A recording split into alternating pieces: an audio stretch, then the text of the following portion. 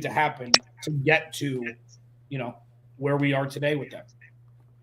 Yeah, absolutely agree. Marcos, when we're talking about the Cardinals coming into this season, a lot of fans' perspectives, honestly, some people were wanting just to tear everything down. Some people really wanted the Cardinals to go out and at least do stuff for the home fans. Like it had been one win over the past few seasons since that Houston Texans game in 2021 at home.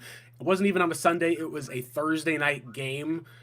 The Cardinals faithful in a lot of different ways had just been experiencing the same sort of high expectations and being disappointed in the end all the time. Did you feel like the Arizona entering this season, how did you feel like they were going to have to act in order to turn it around ultimately? Well, like I think we can all agree that the culture was one of those things that needed to change like right away because the culture was just and it's not bad just from the people who were on the field. It was also the people off the field because we were hoping to God that we weren't just going to hear another lawsuit, another problem, especially with the situation that happened in the front office, and then seeing all these ex Cardinals, like people that were either with the Cardinals and are just like out living their lives, or people like a Colorado guard who writes for another site now. Um, just hearing them like say, "Whoa, somebody finally said."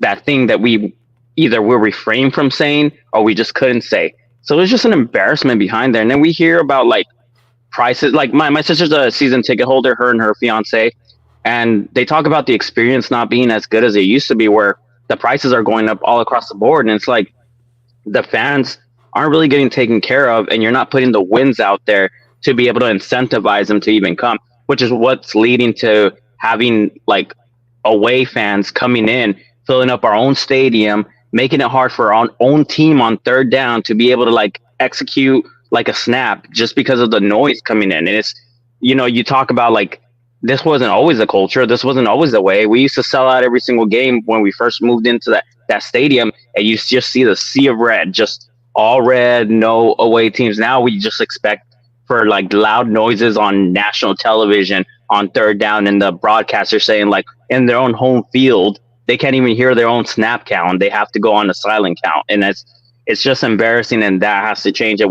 I have always said and maintained it has to start from the very top, and it has to start with Bidwell coming all the way down. Either there has to be a shift with leadership there, or he really needs to take a look in the mirror and start telling himself, I owe it to the fans to give back to them and to incentivize them to come and fill up the stadium and the seats.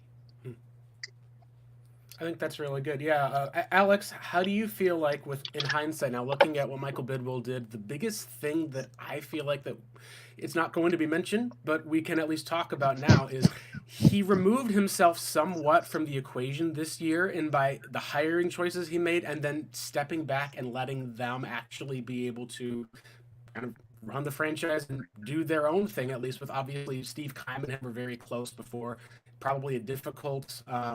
Decision after some 20 years or so of being with the franchise. It's one of those things that's funny because it's saying the choice that he made by removing himself is probably something that will not get talked about because he's not directly involved, but that's probably what's led to a lot of optimism about the Cardinals.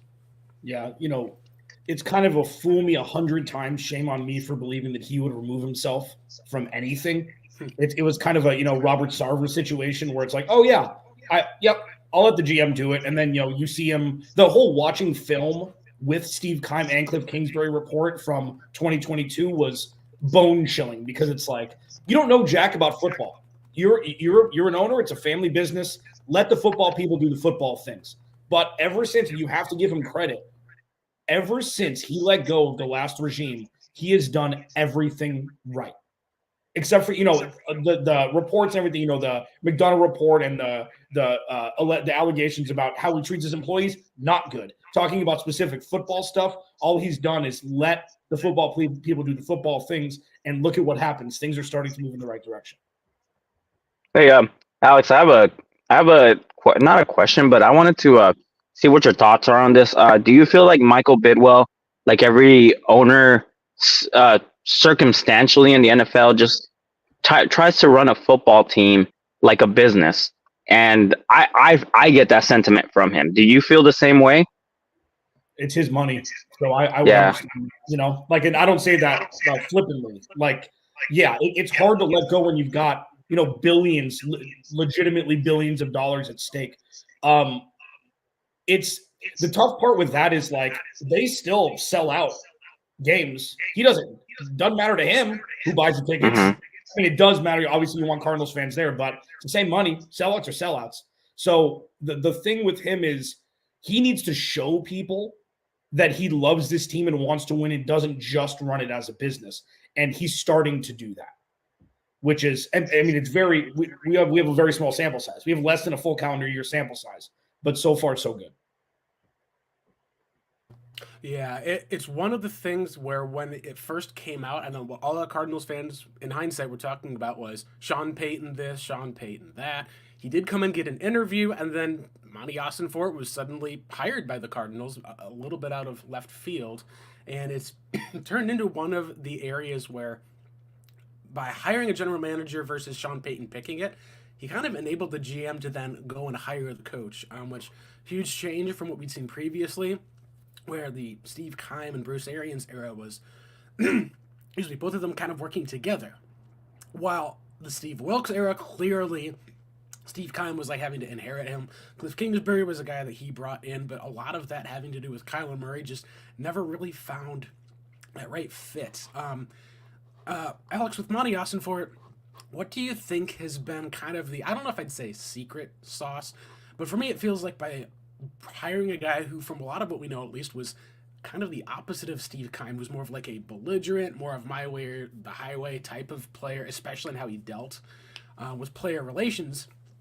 What do you feel like that was as far as how we've seen that play out for the Cardinals now? Because in hindsight, when you're talking about what we wanted as Cardinals fans with like being able to bring in Sean Payton, pick that GM versus what we've gotten now and how things have turned out in Denver with him running Russell Wilson out of the building, it does feel like that we probably as Cardinals fans could say that Michael at least knew a little bit enough to be able to go out and get a guy, because there were guys who turned down that Cardinals job, at least from what we know of reports. Ian Cunningham of the Bears likely turned it down, and I believe that there were other candidates, at least for people like Ed Dodds, I know, and then the Niners' Adam Peters, who just got hired by the Washington Commanders.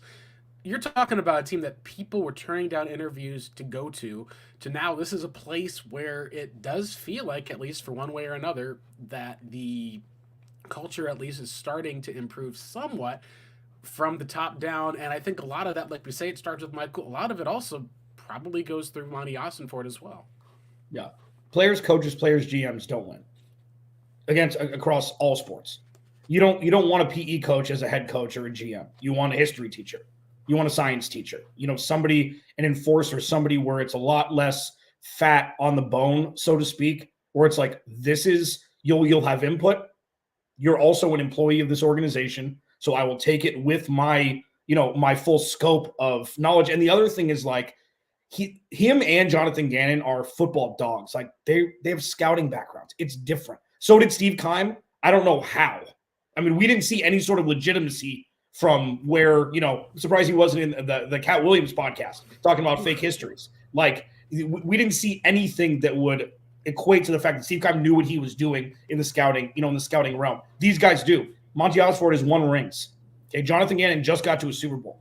They aren't Big 12 coaches that came up that had never won in college. Like it's a big boy step up from where they were, and it's something that, and that's not to take away from, like, that's not a direct correlative between, well, at least it's not the last regime. In a vacuum, these two would legitimately be a very, very strong unified front for new jobs for both of them. It has nothing to do with actually comparing it to the last one. It just makes it look even better than it is and would have been standalone. No, I definitely agree there. And there's so much, I think, that came down to ultimately a lot of when the Cardinals moved on from GM Steve Keim and then went outside of the organization. I think that a lot of things that we didn't realize, I think, in hindsight, which was, you can talk about the Denny Green draft, you can talk about the Cardinals moving to Arizona, you can even talk about their Super Bowl run, but a lot of what was present behind the scenes, obviously, was like that there was a bunch of people in the scouting department who had always really been part of the scouting department. There was a couple of guys who were able to come in for a bit and leave. Jason Light, obviously, coming over from the Patriots and then winning a Super Bowl as the Buccaneers GM. What we really saw, though, I think in Arizona was difficulties in adapting into a changing NFL landscape, and a lot of that being through the draft. Steve Keim, in hindsight, made a lot of great trades that we can at least say, but they always seem to come up short because you would boost yourself a little bit. You just wouldn't be able to have the rest of it. It'd be kind of like, you've got a chef, he's cooking his dinner, whips it up and has this awesome, imported Wagyu beef. You're like, oh, this is great. This is awesome. And then you take a look at the vegetables. You take a look at the wine that's been selected. You've got the potatoes inside. You're like, this is, the beef is fine. It's decent, but I don't know if I would come back to this restaurant because the rest of the meal just was really subpar. And it wasn't even like it was your beef. You kind of just had someone else give it to you for the most part. And I think that it was a lot of what we wanted to see this season as far as Arizona was the goal of, can you draft and develop young players? And I think that Arizona was able to accomplish a lot of that within the first year, at least. I know, Marcos, you and I have talked about seeing guys actually play as rookies being a success for this Cardinals team because that's kind of how low the bar was. Yeah, absolutely. For once, we could actually be able to we can evaluate what these rookies have in store, because that's important to a franchise to know what was it that you drafted and what kind of life snaps are they giving to you, not just from practice, but how are they doing while they're in the game in real time when it actually matters and stuff. And that was important because for some reason, organization after organization, they just seem to not want to put the rookies out there unless they either had injuries ahead of them or they just showed out during practice or during preseason. Even at that, it was just difficult. I remember always getting excited for the draft and then being well, we're probably not even going to see them play. Well, on top of that, to add to that, Marcus, because it's a good point. The worst part, in the last regime, Marco Wilson is a perfect example. Drafting for need for guys who aren't ready to play and then putting them in a starting role is the worst thing to do for a young player. And so many times, Isaiah Simmons, Zaven Collins, we went back and forth. I think all three of us during Isaiah Simmons' rookie year and second year, why is he not out there? Well, he's not ready, but they need him because the draft is the roster is poorly constructed. What they were able to do this year was have young guys play meaningful snaps with zero pressure. And that's how you learn. This is a transitionary year. They weren't expected to win a whole lot of games. You saw BJ Ojulari, you saw Garrett Williams when he was healthy, Michael Wilson. They could play with reckless abandon and learn the game and have it slow down for them in a year that was pretty much win-loss, instead of having to thrust them into action right away because, the roster wasn't built properly. No, totally agree, because the Cardinals also, it seemed and this is maybe just the approach that the general manager took, was you got to try to win every year. You can flip stuff around, you can kick the can down the road when it comes to cap space, but you have to try to be competitive each year. And what we've really seen as far as in the NFL is that when you're constantly trying to kind of push out that last little bit, at least to try to be able to get that extension or save your job or be able to get that playoff win, we've seen how it goes. One of the best examples this year would be the Chargers with Brandon Staley. He goes in last year, hangs on for another season with the Chargers, and we can just say that it was a wasted year that he came back in. Guys who not just were hurt, but guys were not well coached became very apparent. They ended up with a top 5 pick in the draft, and their quarterback hurt, with Easton Stick having to throw passes out there at the end of the year. And it really just showed that the answer for a lot of cases was that it did start with Tom Telesco, their general manager, who was having it be a $34 million over the salary cap this year, trying to win now, trying to win with the veteran roster. Meanwhile, you got Quentin Johnston, who's their first-round pick, who's out there because so many guys are hurt, and he shouldn't be out there. He looks like he can't catch anything. He's struggling with his route running. He's not even gaining targets. It was like a microcosm of being able to accept when it's time to move on, and being able to do it as another thing. And for a lot of Cards fans, we had wondered, with a new general manager, could that get a different head coach in here? Because like one of the things I know that we talked about a while, Alex, was Cliff Kingsbury. Is he good? Is he bad? Is he average? Like what was going on there? And my take was always, well, like looking at it from like the head knowledge. The head is like saying, okay, he's using these approaches. I can see how his offense is structured. You just need to kind of add talent into some of those pieces. It was part of why I was like, oh, you add the Hollywood Brown trade. Yeah, maybe you could have wanted to get that Pro Bowl center at least instead at that first round pick, but you probably needed to admit that you screwed up with some of those wide receivers. You're good at making trades. Like there was at least kind of an identity there that you could have with him and Cliff. But at the end of the day, what I missed on, what I at least credit and say that you were right on that I was not, was that head-wise can be one thing, but heart-wise, you have to be able to recognize that you've got to be a leader of men who can get the most out of his players. And seeing those guys play harder this year for Jonathan Gannon on a losing team than they ever did for Cliff Kingsbury is pretty impressive to be able to see, I would say, for the most part. What would you say on that? Yeah. I mean, it was immediate too, wasn't it? Like week one, it was immediate against Washington with a quarterback who had been here for less than 2 weeks. It's like, whoa, what is this defense? Like, what is going on here?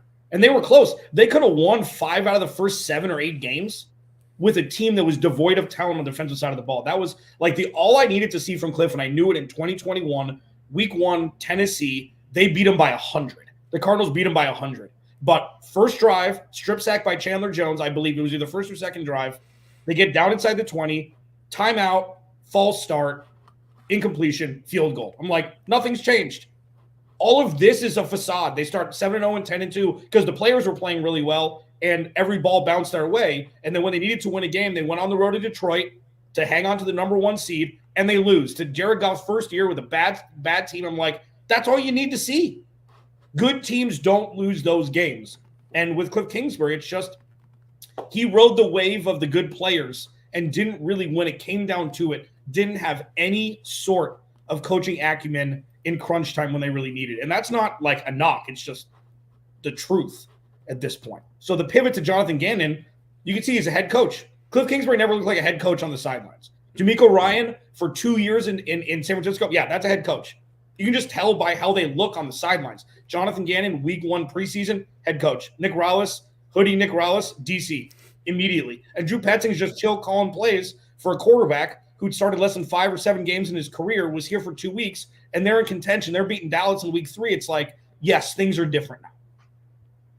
Yeah, no, I just remember that before the game in week 3 against Dallas, they said, hey, how are you going to attack the Cowboys? And they said, well, we've noticed that in run defense, for the most part, we can take advantage of Micah Parsons because he can be too aggressive at times. Like, he can just be too aggressive because he's just looking to get those sacks. He's looking to get those numbers. They've blown out teams like by 35 points the first 2 games of the season. What happens in the first drive of the game? They suck Micah Parsons inside, and then Josh Dobbs keeps it for a 40-yarder down the field, and that just kind of broke the Cowboys in the start of that game, who then had to kind of rally themselves to get back into the entire thing against a Cardinals offense, which was not great, but was able to make those consistent plays to win. And I agree with you that there's a lot that goes into kind of building a football team. And I think that in hindsight, if Cliff was probably the best that Steve Keim could get, that really does say a lot more about Steve Keim than I think it does. Unfortunately, with him giving the job to Cliff Kingsbury, we've seen how making that change with Monty from the top down and instilling a bit more of a type of culture. And we can talk about Gannon now. It's a good time to transition because I know that I had pretty positive reactions, at least, to them hiring Jonathan Gannon because of the experience, because of what we'd heard. Marcos, there's a lot of fans who had questions, especially on the Philly side, who blamed him for the Super Bowl disaster that happened in the fourth quarter. What did you think, at least, about with Jonathan Gannon being hired by Arizona when that was officially announced to what we saw through the first few weeks? Yeah, it kind of really annoys me that like that's still the narrative. I think I was watching a football channel, and it was like 2 different ones, and they were ranking like coaching jobs and whatnot. And I just heard it again saying like, oh, the distraction that Jonathan Gannon caused might have caused them the Super Bowl. I'm like, Jesus Christ, just go watch the game again, or just like actually pay attention to what happened, because nobody talks about the fumble that led to 7 points on the offense, which I mean they lost by 3, so that's the difference in the game. Plus, I mean, there was different like circumstances, like a punt return for 65 yards, putting them at the 5 yard line, and the Chiefs are at the 5 yard line with a fresh set of downs. You're expecting them not to be able to score. Like that's a tall task to handle when your defense has to go out there and be like, hey, at the 5 yard line, guys, we're gonna hold them to a field goal or something. So it annoys me. As far as Jonathan Gannon's going, I have one concern, and I really hope that this wasn't a hire meant to be like a, because there's some instances where I look at the defense and I think to myself, well, he's the defensive minded head coach. He is either not calling the plays and it's just Nick Rawlis and he's handing down, the responsibilities and stuff. And there's circumstances where I think to myself and I'm like, this defense isn't playing up to par like it should. And then when, like, let's just say they give up a crucial 3rd down, or there's a play like, for instance, a dropped interception, which has happened many times on our defense, and I'm like, get heated, go yell, go bring your player off to the sideline. He's just standing there like this, just looking on, and I'm like, and then the same thing goes on offense. So I don't know if it was tempered. It was told that he had to be kind of in a, like a, his temper had to be kind of chilled down, because we saw him when he was with Philly and he was pretty loud. I mean, the guy would talk. He would be like explosive, and I was like, "Oh, we're getting that. That's going to be pretty cool to see him losing it." So, I that's the only concern that I have. But other than that, like, he is connecting with the players. He is actually having changes away from what Philly used to say about him not being aggressive enough. He's being aggressive in a different way, and I love what he's doing as far as like trying to change up. Like, hey, we're gonna blitz from this side with a creeper blitz, and then we're gonna pull this guy into coverage on the backside, or hey, I'm gonna blitz on this 3rd down, but I'm gonna make it look like everybody's in coverage, and then just send him from the second level, which was my big, issue with Vance Joseph, was he made it seem too obvious, and then he kind of was predictable in his play calling, especially on 3rd downs. And at least Jonathan Gannon's trying something new, and he's handing the reins, or at least communicating with Nick Rawlis on that front. And I mean, I can't say enough about what Drew Petzing is doing on that side. I think it's pretty obvious that he's just giving him the reins and telling him, look, man, I'll give you my input from what I would do as a defensive coordinator, but I trust what you're doing, Drew. And so far, bringing that Shanahan type of system and then putting Kyler Murray in that system, we saw it get better as it went. It's actually looking really good. No, definitely agree there. And Alex, what we've seen with the coordinators, and maybe this is kind of going through as far as the checklist goes of, if you're going to have a culture change, it has to start with the top down. That's going to be anything from owner to coach to general manager to the players. What it really feels like at the end of the day was a lot of that has not been in place for Arizona, and it's caused a lot of people to take a look at Kyler Murray and question, do the Cardinals have a quarterback? And I think that was one of the things that coming into the season, people were questioning, are they going to sit him for a year? Are they going to move on? People were questioning if the team was openly tanking to get a new quarterback in.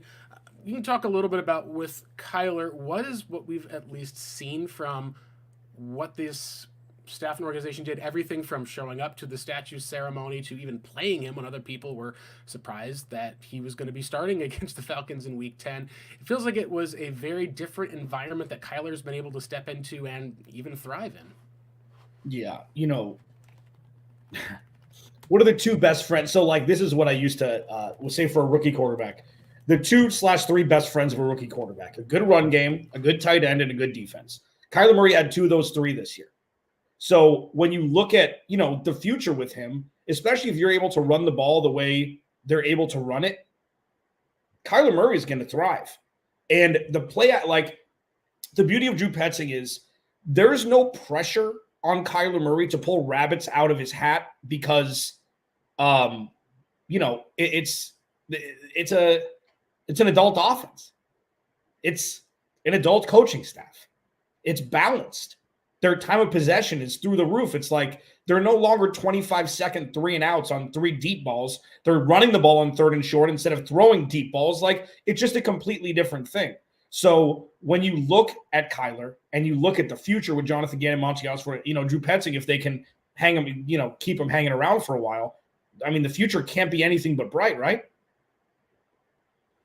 Yeah, that's the key thing that you just said right now. If they can keep Drew Petzing, because since he has that Kyle Shanahan like system, those coaches are now being picked off little by little from that tree because they want to bring that type of offense onto their own coaching staff. And actually, like I would say, like the offenses that are the most productive are those Kyle Shanahan type of offenses, being that like they use a lot of motion. So that's been steadily going up. They're going under center a lot more. They're using a lot more two fullbacks, one fullback set with a running back and more tight ends on the field, and then trying to go into these bunch formations, just shifting them. They do two different types of things in that system. They either shift before the snap, which means moving players around and shifting a different type of like formation, or just using motion at the snap. And that was something that it's not.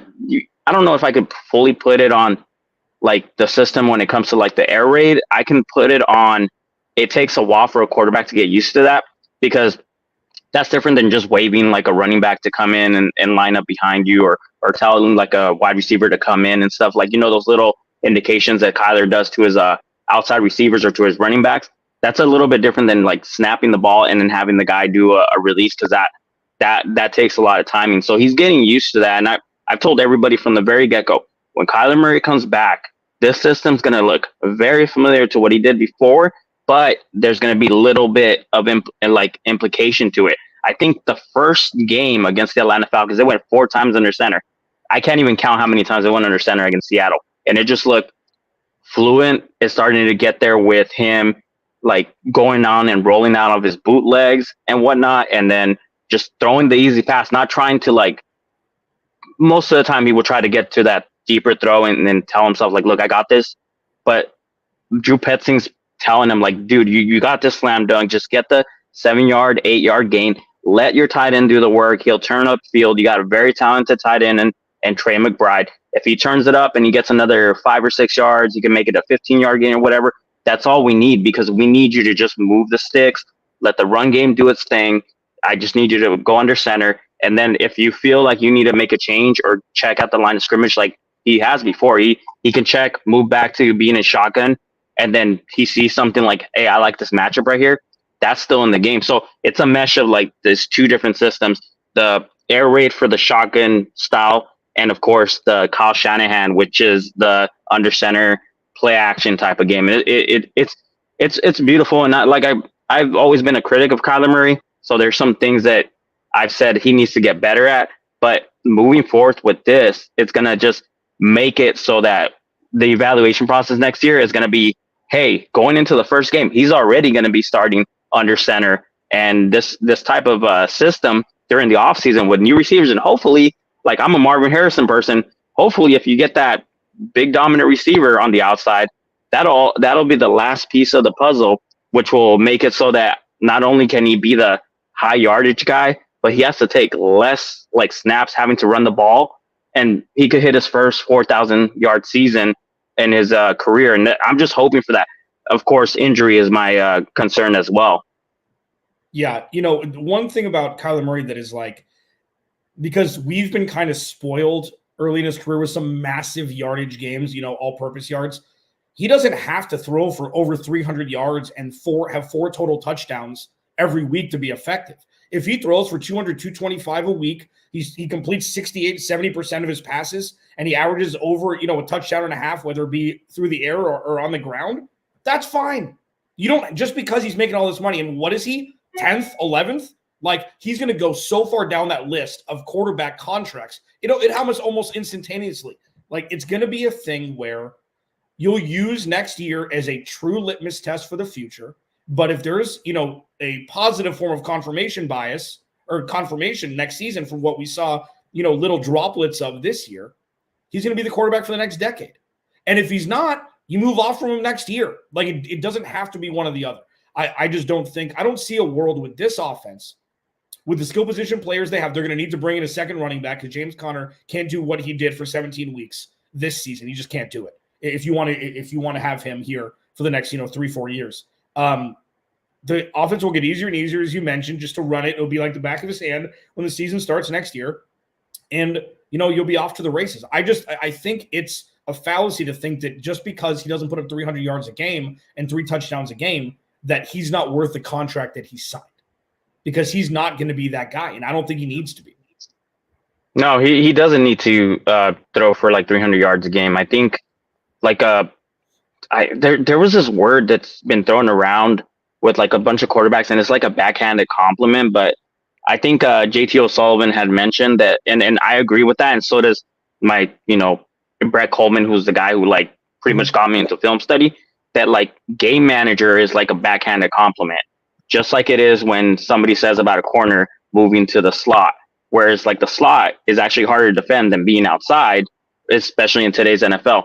Game manager means that you're managing the game, the offense like it's supposed to be. So every quarterback is a game manager to a degree. That just means you're running the offense like it should be. Like if this is what you need to do to run the offense, and you did your job and you did it right and it's successful, then you're managing it to the way that you want it. So you want Kyler Murray to throw for like 225 yards, 230 yards, and they put up the scoreboard at 34. Why? Because that means his running backs are helping. That means he's getting help everywhere else. That means this game is like moving the yards on the ground, so it's balanced, and that's hard for a defense to defend.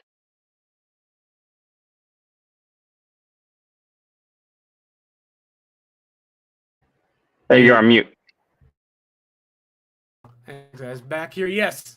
One thing we can say now in hindsight is looking at Cliff Kingsbury's offensive approach. The Cardinals were spreading teams out and then trying to run the ball against light boxes, but the identity was essentially in get the ball out quick and then trying to win these isolation matchups on the outside. And we've seen that in the NFL, there is success that you can have with those, but there also comes a drop-off when teams are able to adjust, where you have to then be able to yourself be able to pivot, and having a strong run game gives defenses more things to have to account for, because you can be a defense that then is loading up the box in the middle to stop, and then Kyler Murray fakes a bootleg, runs around the corner, and suddenly you've got a defender in conflict. Do I drop back to defend a Trey McBride? Do I run forward to defend the guy who in Kyler Murray can, had those 4.3 speeds at least that were there? And we didn't see him lose his step like other quarterbacks in the past have done. He rushed in the last 4 games 21 times, had a total of 138 yards. It's over 6 yards a carry. It's not this like explosive 9 or 10 yards that we've seen at least from the past, but it was a lot more efficient because we would also see him running around back behind the line of scrimmage, taking some much bigger sacks. And we've been able to see by having that multiple approach, the Cardinals were able to put up quite a few points on the board. They had about 30 points or so in the first, I think it was the first game with Kyler back. They had 25 in their win. They were able to run the ball in San Francisco. They struggled with Chicago, where that entire team was a bit of a letdown. But Kyler's still throwing for about 230, 200, I think 60 for his final game yards. And he ends up still finishing with a 70% of the passes completed. He gets about 7 touchdowns, and then there's the 2 interceptions against the Niners. 3 interceptions on the day. James Conner at least went crazy those last few weeks. It really felt like you were starting to look at, okay, if this is the identity for the Arizona Cardinals, then what it probably means is that the identity is not going to be constrained to just, Kyler, you're going to have to bail us out because on the back end, we blitzed someone on 3rd down and a slant took it to the house, and now we're down by 7 in the 4th quarter. Now it's at least being able to let Kyler be able to manage some of the game. And it makes the Cardinals, in my opinion, be a much better threat. And it's not to say that, that the greatness of Kyler Murray is something that by taking it off of his shoulders, it's there, but more about accepting how much difficulty there was for him having to, he's playing Madden football on the hard setting, Alex. Yeah. It's about, he doesn't have to bail everybody out anymore. That's really what it comes down to. So we can kind of play his natural. Put it this way. Kyler Murray, since he was probably 6 years old, whenever he started playing football, has bailed out his entire team the entirety of the time he's been on the field. He's been the cheat code forever. High school, college, and through the first 3 or 4 years in the NFL, obviously save the second half of 2022. He has had to bail out everybody. The game, like the Red River, whatever it is, Red River rivalry, whatever they call it now, when he was there, he had a 65-yard touchdown run down the sideline to keep them in that game. I don't know if it was to tie it or not. Cameron Dicker made the kick at the end to win it, but that was like the quintessential moment. the playoff against Alabama. Defense, they go down 21-0. Then Kyler is the best player on the field for the last 3 quarters of the game. Yep. Like, he's done that his entire career, and being able to just be in a system and it's pretty sweet to be a system quarterback when you're good already. And if he can become that and be a guy that just runs the plays that are called, yes, he lives in the gray for sure. When plays break down and stuff, he has that in his arsenal. But it's not needed every play, whether it be because of bad offensive line play or they can't run the ball or wide receivers can't get open. It's only going to get better from here. And this year, he grew more this year as a football player and as an adult probably than the last 4 years combined. And I think it's pretty clear, like, there are real expectations now for him because this is a big boy football program now, and it's not whatever it's been. Yeah, I even thinking of his first NFL game where Cardinals are exactly. They're down at least like by 18 points or so. Yeah. I think it was actually 16 points, 24-6. And it was like, you're watching that game, you're going, this is the same score how they lost to the Rams back with the Steve Wilkes era for the most part, at least with one of the last games that they had, as far as with playing the Washington. I think it was now it's the Commanders, but this is the previous Washington team with Alex Smith, where they just ran the ball straight down Arizona. Afterwards, the press conference, you listen to Steve Wilkes going, "Oh, this is not going to work out. This does not seem like it's good." They had that way. They had Arizona. They were on the field for 5 minutes in the first half that game on offense. It was ridiculous. The offense was pitiful, and you get to there, you're like, okay, this offense thing's not working out. Kyler Murray steps up, is able to get the team into what probably would have been a win, if not for there was a penalty, I know, at least in overtime after that long bomb to Fitzgerald. They weren't able to actually get it. They were able to, though, pull a tie out of their rear ends because it should have been a blowout loss. And then we've seen, at least since then, that the team has been trying to kind of climb up to the top of that hill and never really has gotten to the top of that mountain. And a lot of it's because of having to have older aging guys, because of tying it all back to Steve Keim, tying it back into Michael Bidwill's decisions. I think that with what a lot of Cardinals fans are saying, and this is something even people who are Kyler Murray doubters or haters, there's been people, I think at least, who, like, I've tried to always say, hey, be able to critique the things that need to be critiqued and then compliment the things that need to be complimented. There's a lot of people who have just came into this year hoping the Cardinals would lose enough games to move on from Kyler Murray. What I think we've seen is a lot of people begrudgingly say, okay, Kyler's played well the last few games. They beat the Philadelphia Eagles, and yeah, they probably should have beaten the Seahawks. It feels like you're in a spot now where you're like, all right, the owner at least has been able to hand stuff off. We'll see how that goes. The general manager had a good draft.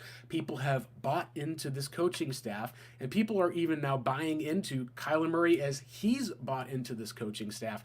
Now the question, Alex, at least for the Cardinals' goals, the other one I think coming into 2023 we did not know was who are going to be the cornerstone pieces. We knew who Budda Baker was, but outside of that, all of these Cardinals core players had been retired or gone to other teams.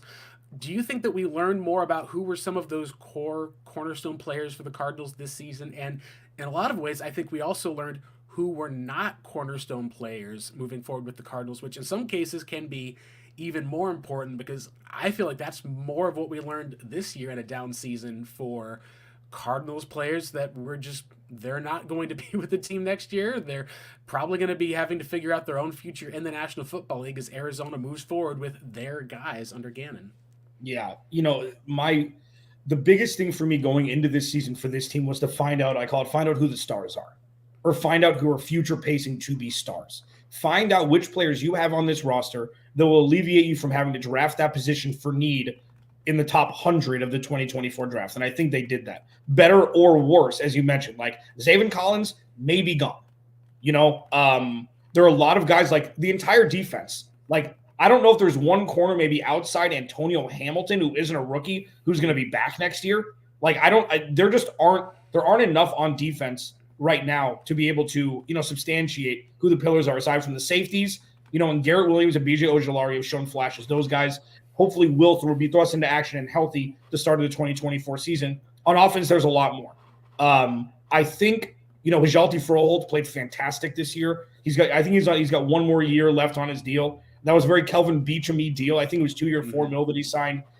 Will Hernandez, Paris Johnson Jr., and then you've got James Conner and Kyler Murray. For the wide receivers, Michael Wilson, obviously. But I think that's it. And then an honorable mention would probably be Greg Dortch, who probably deserves, a 2-year deal for $5 or $7 million guaranteed or something at this point. I think he's deserved it. So you've got pillars, but what's starting to happen is I used to call the Cardinals a transplant team, like the city in which they play, because it's hard to build a culture when all you do is bring in veterans from different teams. Now you're starting to build people. James Conner's an Arizona Cardinal now. When he retires, people are going to be like, oh, that's right. He played with the Steelers. I forgot. So he's going to be here. And you've got guys who are homegrown who are going to be able to lead this team in, the next 5 or 7 years. And that's massive for culture building and foundation strengthening and everything. And we found out a lot about that this season. Yeah, definitely agree. There's names, at least, that started the year with Arizona that were some premium Steve Keim draft picks that are not going to be here next year. You already have seen Marco Wilson's been released by the Cardinals. Isaiah Simmons, of course, was traded.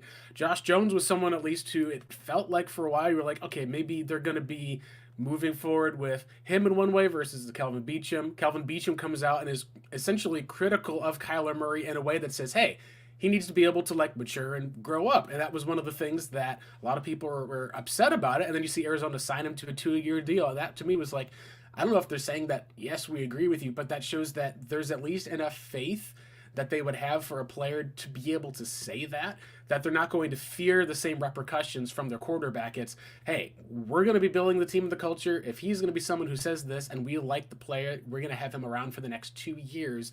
And he's going to be that guy who, if you're Paris Johnson coming in, you're going to have to beat him out. He is a veteran. He would take that right tackle job if need be. You're not just going to be handed this starting spot because we need you badly there. And then suddenly, like in the Steve Keim, Cliff Kingsbury era, especially even I think in the Steve Wilkes year, you were just scrambling left and right trying to fill this gap because you had trusted that player to be able to take it. And when they got thrust into action, they weren't ready for it. You can look also at Cam Thomas as a guy who just was a 3rd-round pick. He hasn't really stepped up in the same way as Michael. Michael, I think it was Sanders, at least for the most part, too, was another one that was not able to. He got cut. Really J. Sanders got cut. J. That's right, yes. Yeah. He's released, cut from the team. You're looking at all of these different players who were here, and then it kind of also goes to the prestigious picks where you're like, okay, Hollywood Brown, you traded a 1st-round pick for him. You didn't extend him right away. It's like you needed to see more. Is he going to be a wide receiver 1? He's one of Kyler's best friends. We saw as the year went on that the team ended up being in a spot with his health where he was basically letting the team down, was not able to play through it. We saw just some struggles to being able to connect with him, and we really saw, at least at the end of the day, you gave up a 1st-round pick. You clearly, at least at some point, overpaid, considering especially where that 1st-round pick has since gone.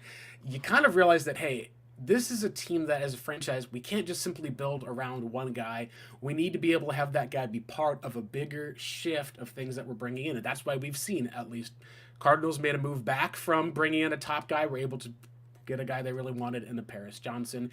We've seen other guys, like you said, Furholt being able to step up. We could even say that the Cardinals, for how bad that left guard position was, where they had 4 bodies played throughout the most of the year, they were pretty adequate, at least, at being able to at least find someone to cover. And it was a spot where you can say, hey, if you plug in a veteran there next year, goodness, this run game could really take off.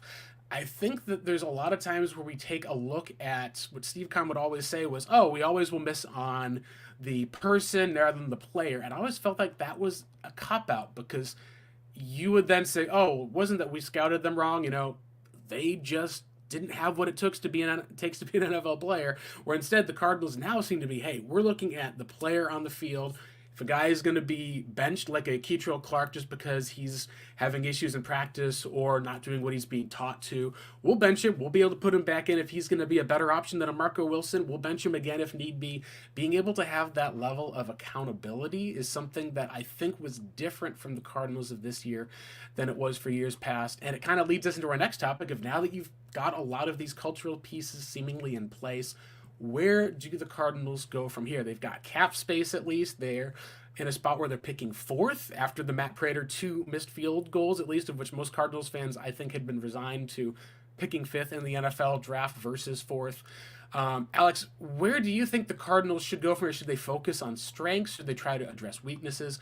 What is really next for this franchise as they begin, kind of for the first time, this actual rebuild with the resources to do it?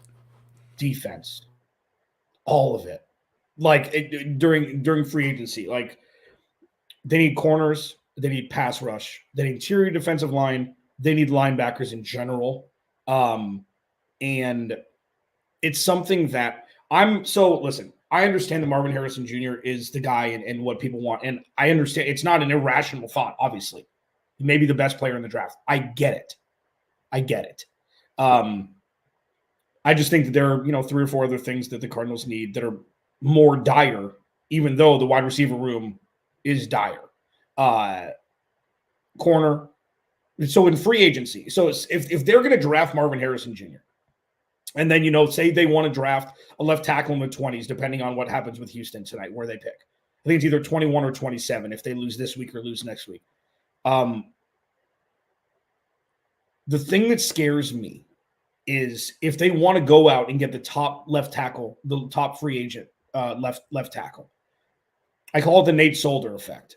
A lot of times when you throw money at high, at big name free agent tackles or guards for that matter, when it doesn't work out, it hurts bad.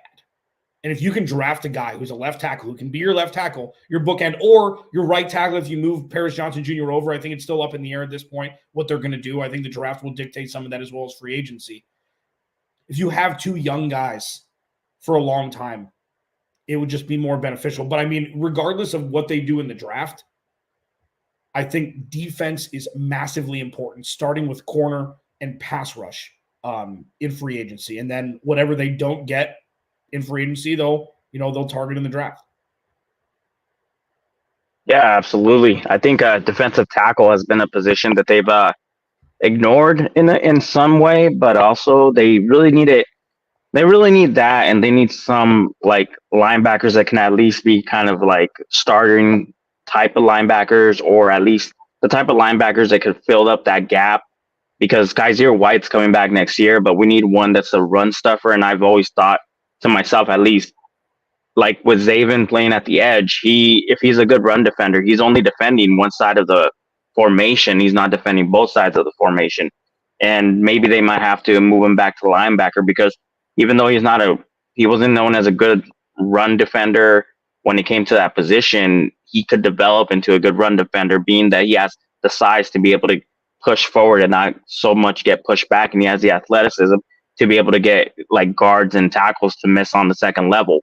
And I wish they would have just gone forward and tried to develop him in that way, because the run defense is just horrendous, and it's been horrendous for the Cardinals for a long time. And that affects the offense dramatically, because if the opposing team is killing the clock, moving the ball downfield, either getting a score one way or another, that puts your offense in a position where now they can't execute most of the playbook, where, now we have to, actually stay true to the run. Well, if we can't stay true to the run, the system doesn't succeed if we're down like 14 points or 21 points, because the defense just can't like get off the field on third down, or just can't stop the run. So I agree with you on that aspect. Cornerback obviously is it's a major need. I think Garrett Williams might. I thought Keetrell Clark could be that slot, but I think Garrett Williams has played really well in that position, where we know that position at least gets taken care of, but we need the outside. So it's just all defense as well. And I would take a trade back to be able to get more picks to be able to address the defense. If only we can address, the wide receiver room. I know it's a loaded draft for a wide receiver. Obviously, the eye in the sky for me, or the apple of my eye, is Marvin Harrison Jr. But there's also other, wide receivers in this class that are supposed to be elite status, or at least they're up there, because it's a deep draft. And I just want that, because I've seen what Kyler Murray can do very well, and that's target his outside receiver. And when he has that connection with them, he can throw the ball almost as good or good enough for like a 50-50 ball catcher to be able to get that 20-yard or 30-yard gain in that crucial situation where he makes the decision right before the snap. Like, I'm throwing to you, you're my X receiver, I'm throwing it to you.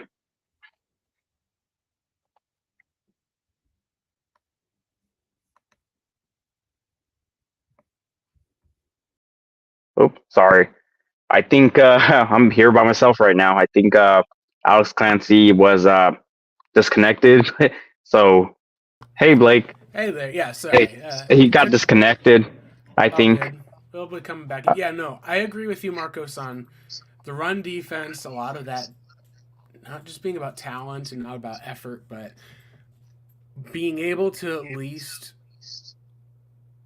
be in a place where you can put your offense in a spot of success, not a spot of we're going to have a quarterback bail us out because, the Vance Joseph, we're talking about the bootleg, we're having this, we're trying to prep the players. There's a combination of scheme and talent that comes into it. And I think when you're looking at the Cardinals, I kind of am with you on there are other methods you can build the Cardinals this year. You could, if you wanted to, you could be able to have if you wanted to, say, hey, you know what? Cardinals, DJ Humphries, probably not going to be here next year. Instead of looking at taking a Harrison Jr., you could say, hey, build the lines, continue to do all of that. That's one possibility you could have. Take that top left tackle who's there, have that be the strength of your team. And then seeing about either, you've got a couple thirds. Do you try to move up if there's a receiver as far as any? Do you even just say, hey, we need to be able to trade back from this spot, try to load up on defensive players and let receiver try to work itself out? I think I am pretty open to most of these different options that are there.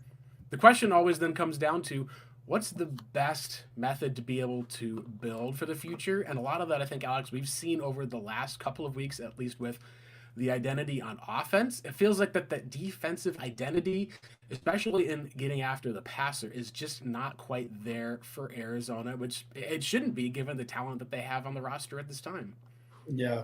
This is such a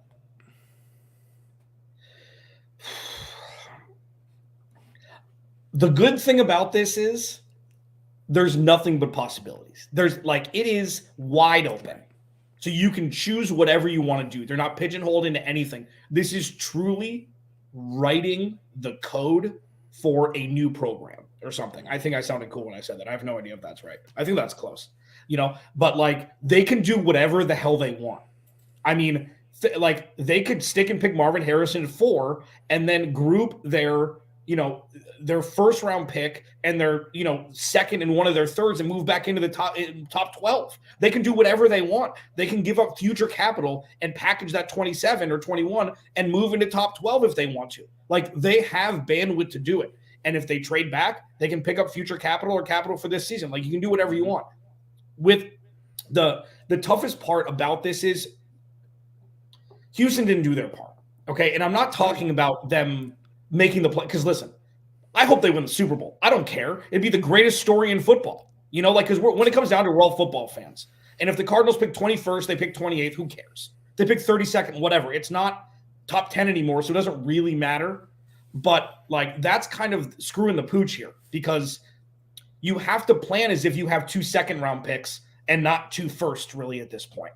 And that's okay, even though it's kind of a mind screw. Whoever loses, if Houston wins, and that means that if they would have given the Cardinals the Browns pick instead of their own, it's just the weirdest thing. It's they bet on themselves to be better than Cleveland when they made that trade, which was wild. But I mean, here are your options. And I know I get super excited about this. You draft Marvin Harrison Jr., cool. Set and forget, number 18 in your hearts and in your minds, or 16, whatever that number he is. And that's it. You have him, you have Trey McBride, you have Kyler Murray, you have James Conner. Giddy the hell up. Okay, so that's 1.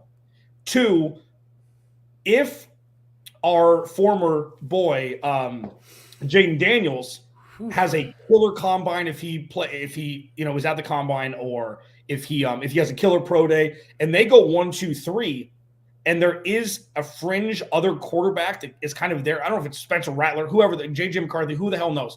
Every team needs a quarterback except for 8 teams. So that could be a benefit for the Cardinals to trade back. But I mean, I don't know, man.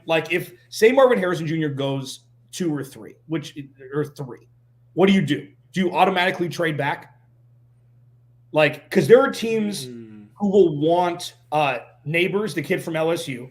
Okay, I don't think if it's not Marvin Harrison Jr., don't draft a wide receiver in the first, with your first round pick. Use it in the 20s. You get Keon Coleman. Troy Franklin, I think, is going to be an absolute stud out of Oregon he was mocking to go late in the first round. But I think that if it's not Marvin Harrison Jr., You trade back a couple times. You try to find a partner, and if you can still get, Fashanu or Joe Alt at 7 or 8 or 9 or something like that, you do it and you pick up an extra second for this year. Like, I think it's a no-brainer.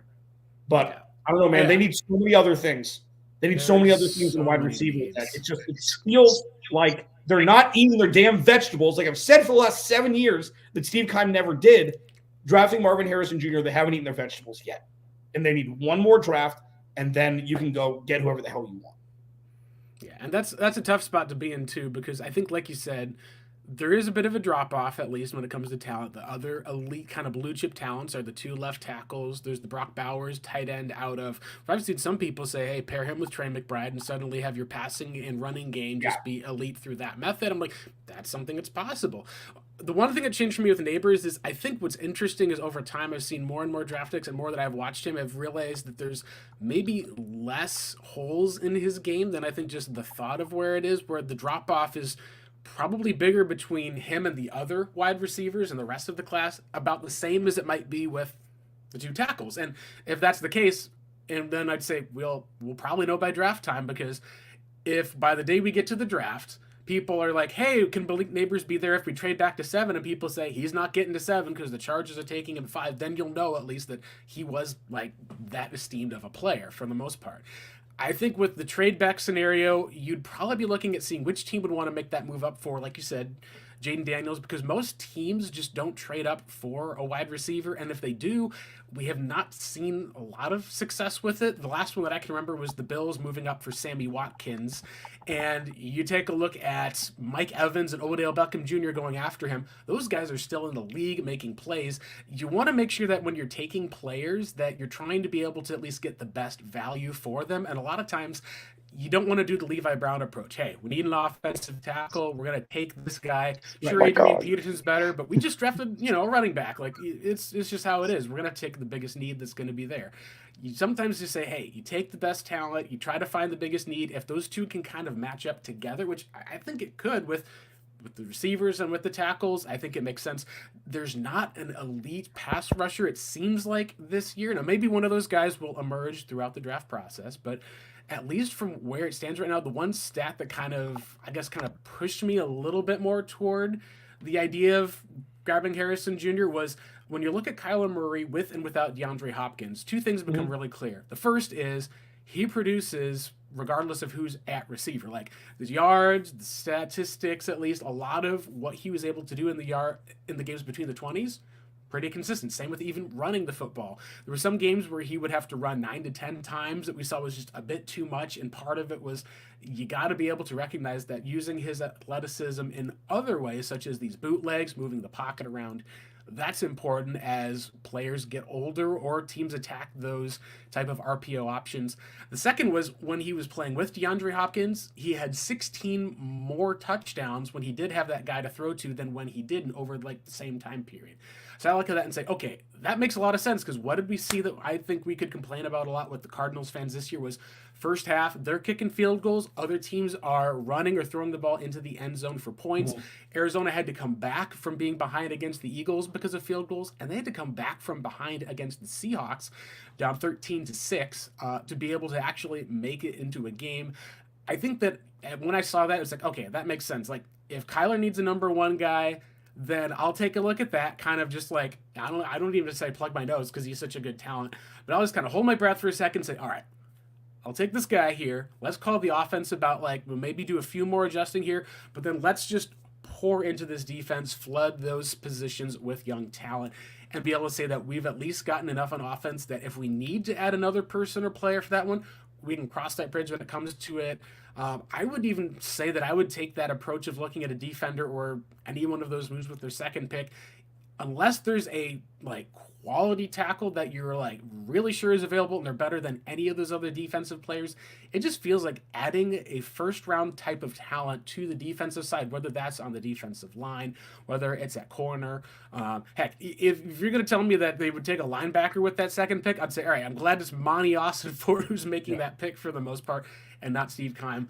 Like you said, it feels like the Cardinals are working with a lot of things going for them, and part of it is they've overachieved what we expected them to do. They've accomplished pretty much every goal that I think they set out to do for 2023. And now you can just sit back and kind of let the draft fall to you in a way, I think, for 2024.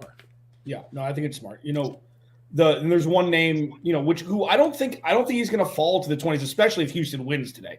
Kool-Aid McKinstry, I don't know if the first corner is going to go at 21. I find that very hard to believe.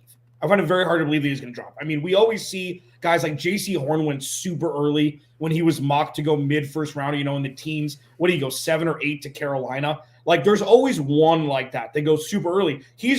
Seems to be the top corner in the draft, like, really unopposed at this point. We'll obviously see more with the combine and pro days and things like that. But, with the Cardinals,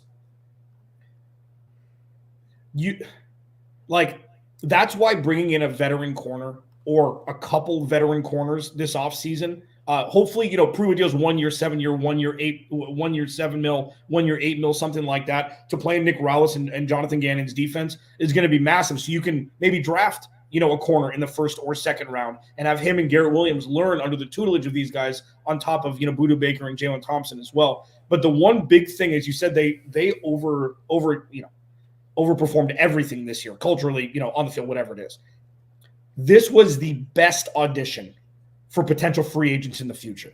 It looked different. Players won't just want a money grab to come here and make money. I don't think J.J. Watts was a money grab by any stretch. I think, he just wanted to be here, whatever, they were having a kid, the whole thing, Ertz's wife and his wife are friends, whatever, the whole thing, like, it just worked. But I think we're coming to a time where it's going to be the end of days where you have to overpay players to come play here. And that is a massive thing. And we saw it for 17 weeks or 18 weeks this year, was proof of concept that this team is different and pivoting into something that players would want to be a part of, which hopefully will make the free agency aspect of this a little bit easier this year. Yeah, you beat me to it when you said that things could change from here to then, because we still have of course the combine, and we still have the free agency. So much can change from here from now. So much, and it always does. Like, we always see our mock drafts right after the season change as when we get closer, and most of the time it could be something that can affect the top 10 as well. Like, hey, suddenly this player who came out of nowhere and he was a top second round pick is now being mocked in the first in the top 10 and whatnot. It's happened before and stuff. So yeah, that's why I'm thinking right now, I wonder what's gonna change from here to then. I'm even thinking of just the Josh Jones here, where it seemed like he was a guy that was going to go top 16, maybe even top 25, falls all the way to the third round. There's always areas, at least, that are unpredictable.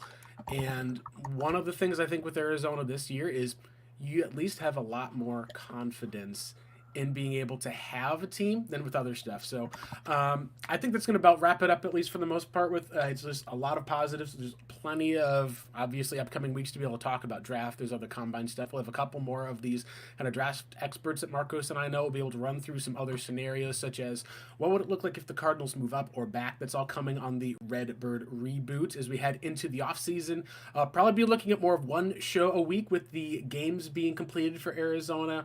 If we have some other guests, we'll be on there. But speaking of guests, Alex, thank you again so much for joining us. If you want to go ahead and thank you, Alex, to where the listeners can find you. If they don't know already, that probably means it's your first time listening, in which case, welcome. But otherwise, where can Cardinals fans find all of your work? You can follow me on Twitter at Clancy's Corner, and then Locked on Arizona Cardinals on YouTube, and free and available wherever you get your podcasts. Absolutely. Yeah, I think you guys just hit a new mark, I think, at least for subscribers on that YouTube channel, unless I'm mistaken. Are you close to close. One of them? About 5 away from 3,000. So oof, there you go. Go ahead and follow that YouTube channel. Let's make sure that we can get Alex to 3,000. Thanks again for joining here. I'm Blake Murphy for Marcos Labrada. Thanks again for tuning in. This has been the Redbird Reboot. It's time for us to log off. Take care, everyone. You guys have a good day.